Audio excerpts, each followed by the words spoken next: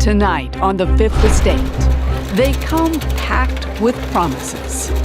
I will guarantee you that this will change your reality within 3 to 5 days. Herbs, minerals, vitamins. 3 out of 4 Canadians take them. Right here I have our liposomal D. So this is our Bacopa. It's a very potent antioxidant. It's a $1.4 billion industry with players from big pharma to mom and pop. But what is in the bottle? If I go in to buy a product that I believe in, that I care about, and I pay a lot of money for, it's not even in the bottle. Are you kidding me? Could we be taking too many? Many people are taking too much vitamin D. We can't assume that more is necessarily better. Could they be dangerous? You actually can hurt yourself. You actually can increase your risk of cancer, increase your risk of heart disease. I think few people know the risks they're taking. I'm Gillian Findlay, and this is The Fifth Estate.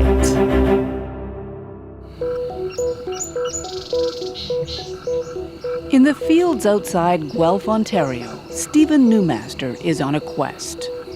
He's a botanist at the University of Guelph, part of an international team collecting and cataloging nature, making a library of its DNA.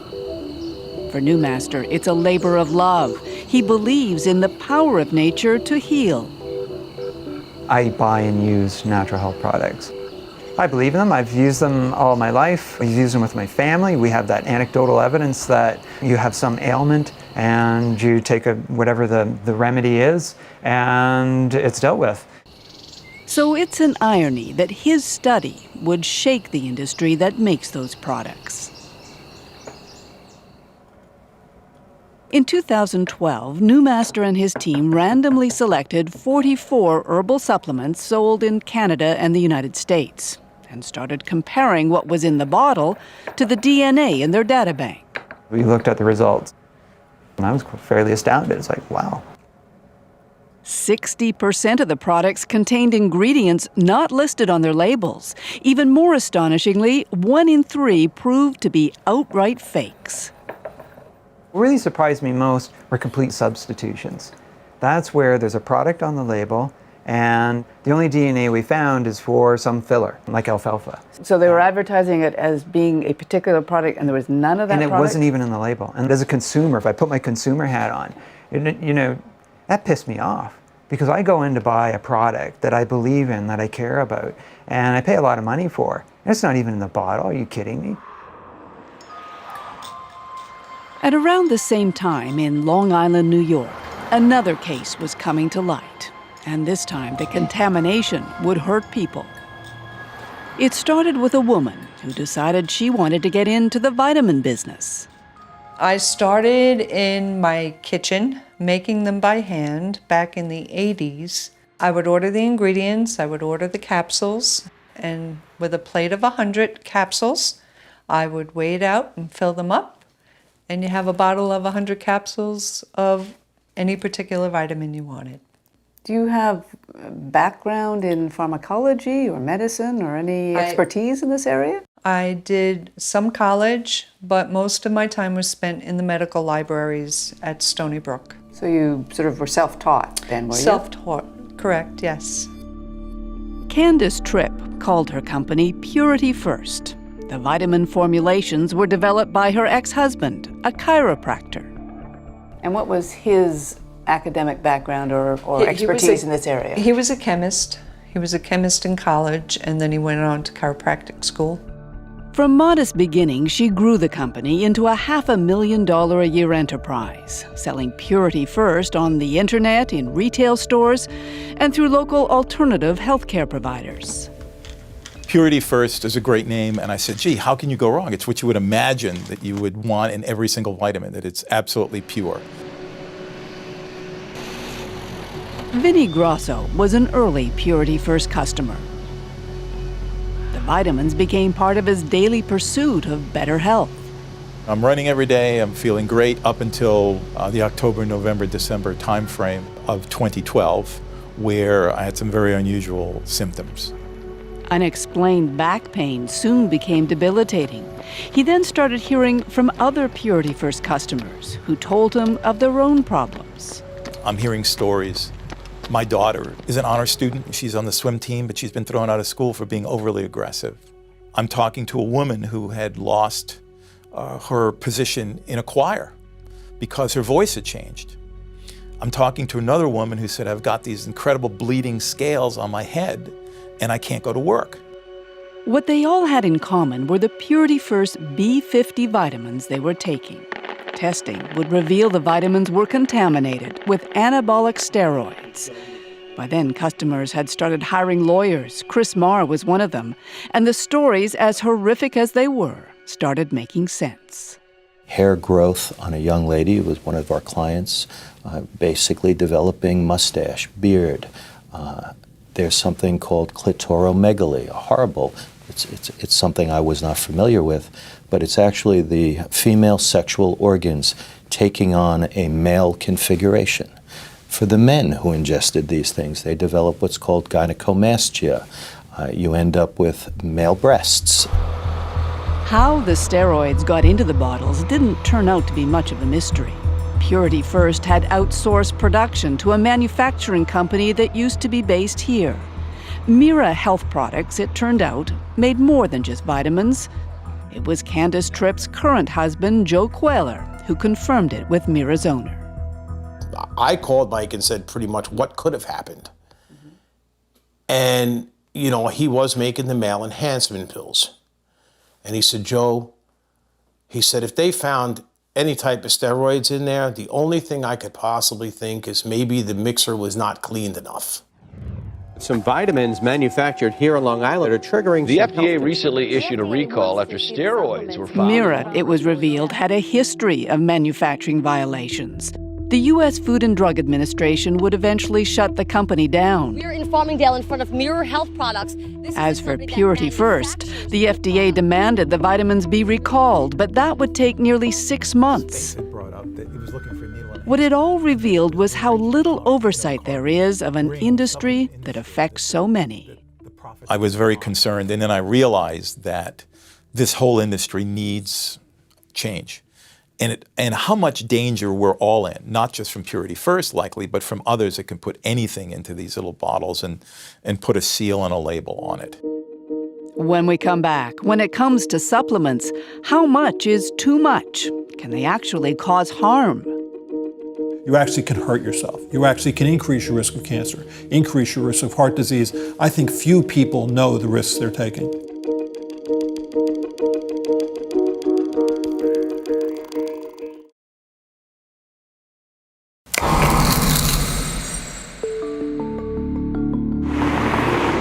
In Canada today, there are more than 27,000 natural health products licensed for sale. Purveyors from pharmacies to health food stores to international chains. GNC, the largest, has 200 stores across Canada with plans for more. It's a great, big, beautiful day. Omega-3 is essential for good health. Our screens blare advice on how supplements can make us healthier. Supplements. I get this question all the time. I only take 4 pills. Reputations and fortunes have been built on dispensing that advice. The leading nutritional experts agree that everyone should be taking a multivitamin, multimineral product. But amid the hype, what's often lost is the science that increasingly warns what we're taking to feel healthy might actually be doing us harm. When people walk into the dietary supplement or vitamin store, they think that everything is just perfectly safe. Dr. Paul Offit is an infectious disease specialist and best-selling author. His book, Do You Believe in Magic?, questions whether we're taking too many supplements, starting with vitamins. I mean, you need vitamins to live. The question is, do you get enough in food? And I think the answer to that question is yes. But now there are studies done showing if you take a megavitamin, you actually can hurt yourself. You actually can increase your risk of cancer, increase your risk of heart disease. I think few people know the risks they're taking. And how do you know what's too much? Here's how you know what's too much. You shouldn't bypass the satiety level. Your stomach is only so big for a reason. He illustrates the point with 1,000 milligrams of vitamin C. That's one of these tablets. But consider this. The vitamin C in that one tablet is equal to not 1, not 2, but between 7 and 8 entire cantaloupes. No, you're not meant to eat 8 cantaloupes. It's a dangerous thing to do, to go against what nature intends. It's even worse, he says, with vitamin E. This capsule contains 1,000 international units. You can also find vitamin E naturally in almonds. But to get the same amount, you'd have to eat a lot of almonds, 1,670 to be precise. Scientific studies have shown that too much vitamin E can be dangerous, especially to men. If you take large quantities of vitamin E as a supplement, you clearly and definitively increase your risk of prostate cancer. And in a better world, in a regulated world, where vitamin E, a regulated product, it should have a black box warning on it that says just that.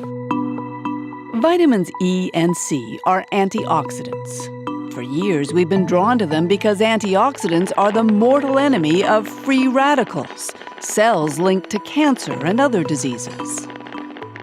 I mean, if you look at people, for example, who eat diets rich in fruits, rich in vegetables that contain antioxidants, they do seem to live longer and have lesser rates of cancer and heart disease. So the thinking was, great, okay, now we figured out a way to make ourselves healthier. Now let's double down and take even larger quantities of antioxidants, and that's where we cross the line. And now study after study shows that, in fact, it's true. You can take too much in the way of antioxidants. But that message hasn't reached the public, even though it appears the scientific world has reached consensus. In 2013, the Annals of Internal Medicine published an editorial. Enough is enough, argued. The case is closed. Supplementing the diet of well-nourished adults with most mineral or vitamin supplements has no clear benefit and might even be harmful. So what about vitamin D, the sunshine vitamin? Next to multivitamins, it's the top-selling vitamin out there, promoted by everyone from family doctors to those on TV, like Dr. Mehmet Oz. Vitamin D, if I had to pick one vitamin to push to everybody to think about again in their lives, it's vitamin D. It's true we do all need some vitamin D. Health Canada, like U.S. authorities, recommends adults get 600 international units a day. But look at the doses some are pushing. Most of my patients I've recommended 5,000 IUs daily. Around the 5,000 IU tends to be perfect. When people are initially really low. On this Canadian website, I answered 3 questions: my height, my weight, and my age, and was told I needed 10,000 international units a day, 16 times what Health Canada recommends. That advice came from this health research foundation in Calgary. Pure North Synergy, a nonprofit enterprise, is on a mission to improve Canadians' health by, among other things, increasing our levels of vitamin D. Okay, so vitamin D, do you want to take that right now? Okay. Yes, and that will boost your vitamin D level. Here, they test blood levels and say none of the participants has ever been harmed by taking more vitamin D. They believe Health Canada made a mistake in calculating the daily amounts it recommends. They base that largely on a study by an Alberta epidemiologist. For its part, Health Canada and the U.S. Institute of Medicine have rejected that Alberta study, but Pure North continues to disagree. Those recommendations that Health Canada makes are a blanket recommendation, and what they assume is that the population is healthy. That's the problem, says nutritional scientist Samantha Kimball, head of Pure North's research department. We know that 60% of the population is overweight or obese. We know 50% of the population has digestive issues, the rates of chronic disease, et cetera, that those assumptions just don't apply to our population. Okay, well, I went onto your website, I went to your vitamin D calculator, and I put in my age and my weight and my height. And the recommendation that came out of that was that I needed 10,000 international units of vitamin D. What is the evidence that you can point to say that your numbers are right? Well, there's plenty of evidence that demonstrates that that level is safe. The other component of that is that in order to reach an optimal blood level, that is the best available evidence demonstrates that 10,000 is what you would require. Well, first of all, you didn't take my blood level. I did this all on the computer, so you No, don't that's know what my true. blood level is. But nevertheless, you're recommending I need that kind of... As a Canadian, in the winter, if you're not already taking supplements, that's That's most your best likely guess. what you require, yes. But it is a guess. It's not... Oh, no, not it's definitely a science. guess. Everyone has a different response to vitamin D. When I hear that various groups are recommending 10,000 IUs a day or even 5,000 IUs a day routinely, I really want to say, show me the data, show me the evidence. Evidence is what Dr. Joanne Manson is accumulating here. The Brigham and Women's Hospital researcher has collected blood samples from 25,000 people, making her vitamin D study one of the largest in the world. She's comparing disease rates between those who take vitamin D supplements and those who don't. Final results won't be known for 2 years, but already Manson has concerns. Many people are taking too much vitamin D. The Institute of Medicine also recommended avoiding getting above 4,000 IUs daily because that could be associated with adverse events. Calcium in the urine, which can be associated with kidney stones, high blood calcium, calcium in the arteries, vascular calcification, as well as soft tissue calcification. And there are now studies that show a U-shaped curve that those who have high as well as low blood levels of vitamin D have higher risks of cardiovascular disease as well as all-cause mortality. So we can't assume that more is necessarily better. Then there's fish oil, the third most widely used supplement in North America. The omega-3s contained in the oil are believed by many to be essential for good health. DHA omega-3 in particular is extremely important. Adam Ismail is executive director of one of the world's largest fish oil trade associations. There's certainly ample evidence that it helps things like reducing blood pressure, reducing your risk of coronary death, reducing triglyceride levels, your heart rate. But the science behind fish oil is a little more complicated. So these are 2 capsules. This is a FDA-approved product. This is a very commonly sold supplement. Mm-hmm. So I'm Preston Mason is a Harvard University researcher. and give it a smell. It smells a little bit fishy, but not bad. Right. Smells. You're going to have always some smell. One of the issues with fish oil is it's delicate. It's extracted as a byproduct from oily fish like anchovies. As the fish get crushed, the oil is exposed to oxygen, and it doesn't take much oxygen to turn the oil rancid. This is a common supplement for fish oil. See what that smells like. Oh, What? that doesn't smell good. That smells like it's going bad. Yeah, right. Yeah, it's a very strong, fishy smell. If it was simply an odor issue, that would be one thing. But oxidized oil contains oxidized lipids. Lipids are one of the building blocks of cells. Scientists have long known that lipids, when oxidized, may do harm. So oxidized lipid triggers inflammatory responses within our body, particularly in our cells. And if we ingest oxidized lipid, we can trigger these inflammatory changes that can lead to things like cardiovascular disease. No one yet knows at what point oxidized lipids may become dangerous. But over the years, studies have shown omega-3 supplements containing high levels of them. In 2002, the industry set a maximum oxidation standard, a voluntary one. And yet just this year in New Zealand, a study found 83% of fish oil supplements failed to meet the industry standard. It was shocking to see such a high proportion of products that had high oxidation levels. And so we went and actually bought 47 products from the New Zealand market and had them tested. Well, what was the percentage that you discovered that were not in compliance with your standards? It was around 20%. Would you agree that 20% is still problematic? Well, from a consumer's point of view, I mean, if it's truly 20%, then yeah, we would like to see those 20% improved. But even if the industry improves the quality of fish oil, it won't address the other issue about omega-3 supplements, and that is the growing evidence that they don't live up to their claims, that they don't help prevent disease. 2 years ago, endocrinologist Dr. Andrew Gray compiled all the best studies on fish oil, as reported in the world's most prestigious scientific journals. The vast majority were in agreement. I think for cardiovascular disease, one has to say there is no compelling evidence that taking fish oils protects against a first heart attack or a second heart attack. And so people who are advised to do that or are doing it are wasting their time and their money. But the fish oil industry continues to insist the benefits are real.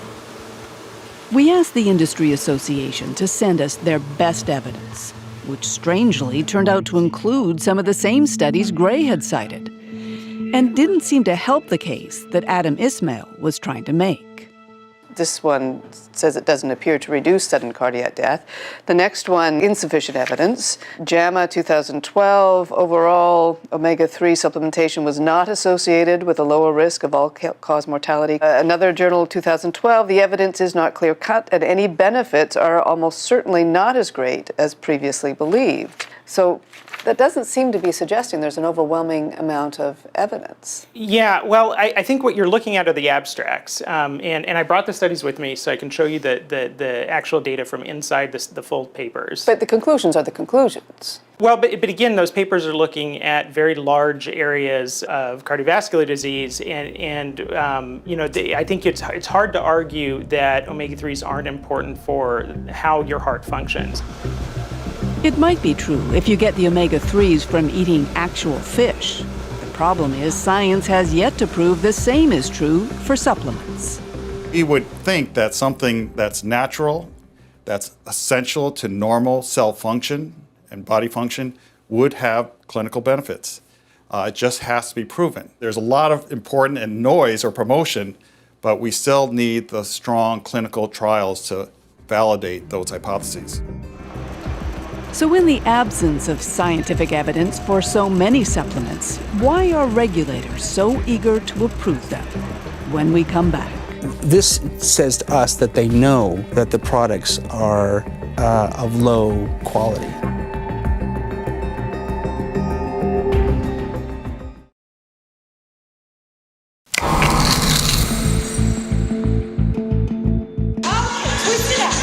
North America's love affair with dietary supplements came of age in the 80s. Everyone, it seemed, was on a quest for better health. That is an antioxidant. It's synergistic with the E.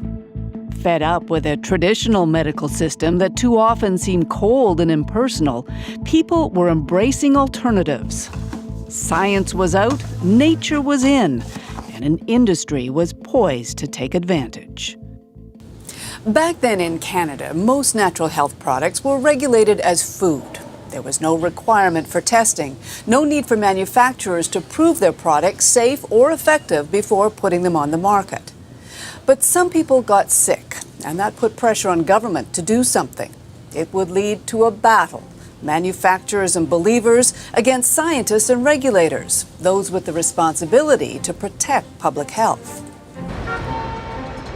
The battle first erupted in Washington. We are back at the turn of the century when snake oil salesmen could hawk their potions with promises that couldn't be kept. In the early 90s, David Kessler arrived at the U.S. Food and Drug Administration, promising tougher regulations for supplements. In particular, demanding manufacturers back up health claims with evidence. The industry went bonkers. I've taken on some of the hardest regulatory issues. I did tobacco. Tobacco looked easy compared to dietary supplements. What happened was the dietary supplement industry recognized that the standard that we set, significant scientific agreement, would require it, before it could make a claim, to have a scientific basis. And they just couldn't make any claim. And they saw literally billions of dollars at stake. And they unleashed a lobbying campaign that was second to none. The campaign was as dramatic as it was effective, framed by the industry as an attack on fundamental freedoms. Hey, guys, it's only vitamin. It even got Hollywood involved. Vitamin C, you know, like in oranges. The appeal for letters produced millions, more mail than Congress received about the Vietnam War, and it worked. 784, a bill to amend the Federal Food, Drug, and Cosmetic Act to establish standards with respect to dietary supplements and for other purposes. The law that passed was a victory for the industry. In the United States, there'd be no requirement to prove supplements safe or effective before allowing them on the market. In Canada, a few years later, the same battle would play out as industry and its advocates took aim at Health Canada's plan to clamp down. Among the proposals to regulate natural health products as pharmaceuticals, hold them to the same scientific standard as prescription drugs. Dr. Stuart McLeod sat on a Health Canada advisory board that recommended just that. We should have a single standard of evidence, and we should not be endorsing any products that didn't meet that standard. And we were really talking about standards of efficacy, the kind of thing that comes from a randomized controlled trial. As in the United States, the pushback was intense. It's about control and big money. Why, after centuries of successful use of these herbs and plants throughout the entire world, would the government butt in now to tell you that you can't make decisions for your own health, for yourself and your family? There were letters and petitions, and in the end, the campaign worked here too. Then Health Minister Alan Rock backed down.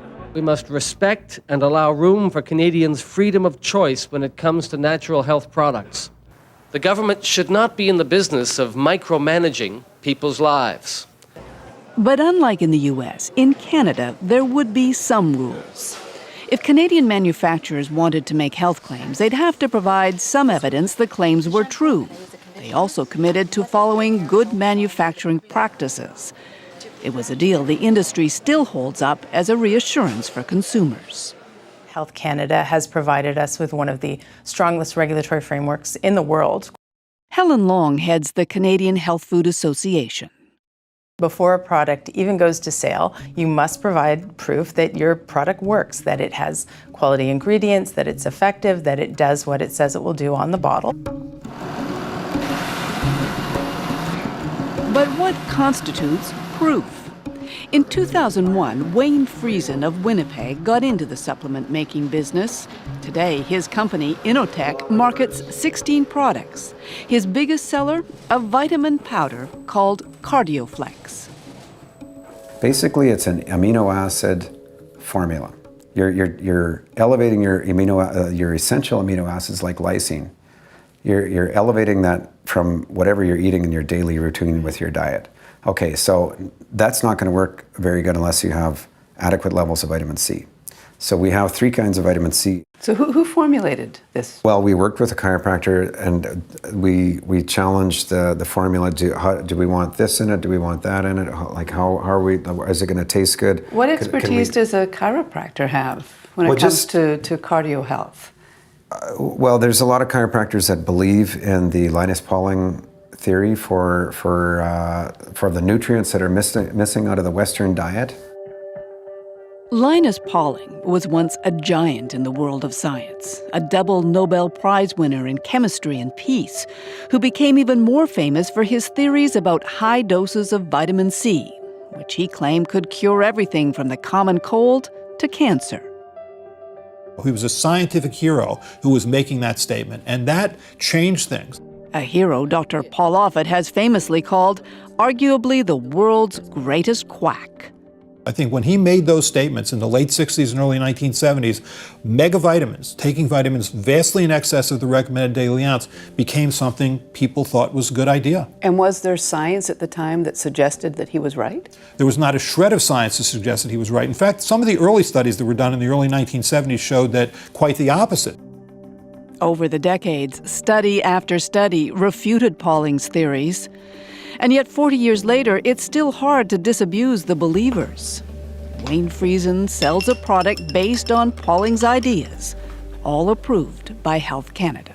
You know that Dr. Linus Pauling's science on this has been discredited for many years now, that the scientific community has essentially written off Dr. Linus Pauling when it comes to vitamin C and these kinds of formulations and the prevention of disease. Yeah, there was some press on that with the medical doctors and that, but not amongst the health industry. The natural health industry has embraced it.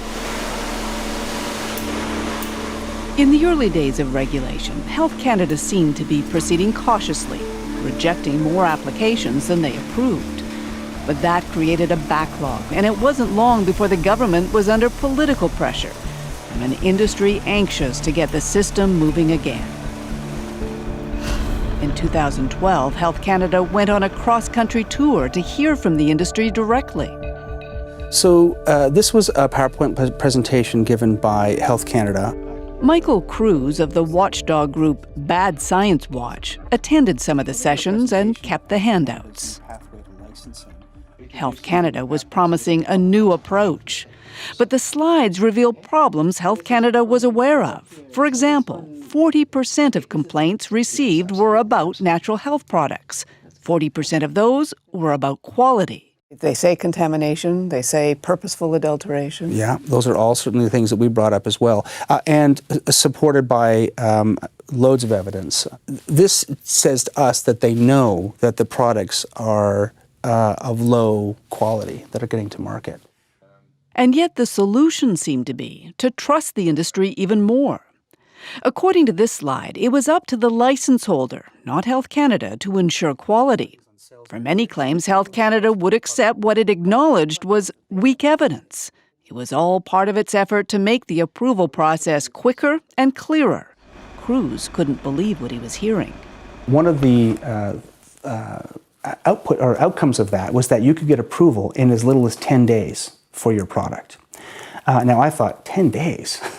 How is that possible? But there was a small manufacturer who stood up and said, 10 days is too long. We want to be able to respond to what's called the Dr. Oz effect, where Dr. Oz has raspberry ketones, for example, on his show and says, these are the new miracle product. We want to have those products on our shelves within a couple days. And I just thought, well, this is the problem. In the end, the industry got what it wanted. From rejecting more than half of applications, Health Canada today approves more than 90% of them. It does retain the right to conduct spot inspections, but it employs just 10 inspectors for an industry that now boasts nearly 800 license holders. Which brings us back to manufacturers. Wayne Friesen says Health Canada has inspected his factory. No one has ever suggested his Cardioflex has caused harm. But given its roots in now discredited vitamin C science, on what basis did it get approved? Health Canada tells us Cardioflex's ingredients meet established standards for promotion of cardiovascular as well as general good health. And yet, at $49 a jar, Innotek's claims for Cardioflex go far beyond that. I've looked at some of your marketing, and these are among the claims that you make, that this product lowers cholesterol, it increases energy, it lowers high blood pressure, it improves HDL cholesterol, the good one, it alleviates chest pains, it improves circulation, and it makes you feel younger. So what evidence do you have to support any of those claims? Those are the not necessarily claims, but those are the some of the things that are reported by our customers who use it over the last 12, 13 years. What I'm trying to get at is there any science that you have done or anybody has done that supports those claims that you make in your marketing? With this product? Yeah. Well, we're about to do a study with... You haven't done any to this point. Right, and nobody has. But how do you know it's actually effective is what I'm asking. Well, we wouldn't put it on the market unless it was effective. Repeatedly, we asked Health Canada for an interview to discuss all of these issues. Repeatedly, they refused. For critics, it raises the question, given the weaknesses of the Canadian system, is it really any better than the unregulated system in the U.S.? There really is nothing different, in the final accounting between the two systems, and that's what concerns us. So we have lovely regulations on paper, but in practice? Yeah, they're not being enforced, yeah. When we come back, what can happen when regulations are missing? We found the results to be shocking. We found asparagus DNA, houseplant DNA, rice, and other things, but not the product that was on the label.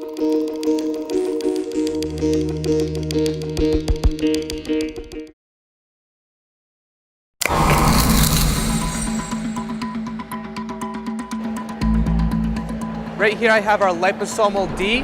Vitamin this D is our used to support Bacopa. healthy This is an herb that would be great for older individuals that are the concerned essential about the nutrients like chromium. For as long as there have been supplements, there have been concerns about contamination, adulteration, even fraud. But few studies have had more impact than the 2013 study led by Guelph University's Stephen Newmaster. 60% of products he tested had ingredients that shouldn't have been there. 1 in 3 were fakes. When we got the results, I remember saying to my colleague, this is very, very important information, and the public is going to be very concerned. It wasn't just the public. After the study appeared in a scientific journal, it was picked up by the New York Times and read by New York's Attorney General. Last December, my office purchased a variety of store-brand herbal supplements from stores in different parts of New York State. Eric Schneiderman ordered up his own tests of herbal supplements, which produced even worse Found results. that only 21% of the products we tested, in fact, had DNA evidence that they contained the product listed on the label. We found the results to be shocking. We found asparagus DNA, houseplant DNA, rice, and other things, but not the product that was on the label. So they were people selling what purported to be ginseng that clearly contained no ginseng. And this is a multi-billion-dollar-a-year industry. And it seemed that there was just a massive fraud going on. Schneiderman started by ordering retailers to stop selling the products in question. He then went looking for political support. Today, 14 states' attorneys general are calling on the U.S. Congress and the FDA to finally get serious about supplement regulation. But the FDA's equivalent in Canada has been strangely unconcerned. Since publishing his study, Steve Newmaster has heard from regulators and industry players around the world, but he has yet to hear anything from Health Canada. No, I don't recall an email from them, a phone call. We haven't crossed paths in meetings that we go to. So they've never, this has been published in a major scientific journal? And I'm waiting, and I'd love to work with them, and I'm not sure how this fits with their mandates and wants, how they could move it forward, the technology. We asked Health Canada why they didn't act on Newmaster's work, especially since the Americans did. In a written reply, they said they did review the study, but because Newmaster didn't list all ingredients and brands that he tested, Health Canada decided no action was necessary. So what about the industry? 1 in 3 products tested were fakes? Is it not concerned? Canadian Health Food Association's Helen Long. Well, I think it's important to remember that there are varieties of testing. I'm not a scientist, so I can't speak to the specifics of the testing, but I think it's important to remember there are various methods. You don't accept the method that was done here, the DNA barcoding? I'm not suggesting that, but I'm not a scientist. Health Canada has not yet approved that method of testing. Health Canada may not have approved it, but some in the industry are starting to embrace it. Take some of the sample and simply... Since publishing his study, Newmaster has refined his DNA barcoding technology, made it more portable and cheaper to use. Load it into the machine. Press go. The giant supplement retailer GNC has now agreed to start using DNA barcoding. Walmart has expressed interest too. And one of North America's largest manufacturers, Nature's Way, recently formed a partnership with the scientists at Guelph in a renewed effort to put quality first. Travis Borkert is a Nature's Way VP. It is a game changer, right? We started working with Dr. Newmaster and started a relationship which included testing many of our herbal dietary ingredients for identity. If Newmaster has his way, supplement makers will soon be able to test ingredients all the way back to the source. It's easy, it's cheap. It can be tested all the way along. And I think that's an appropriate way to solve the problem.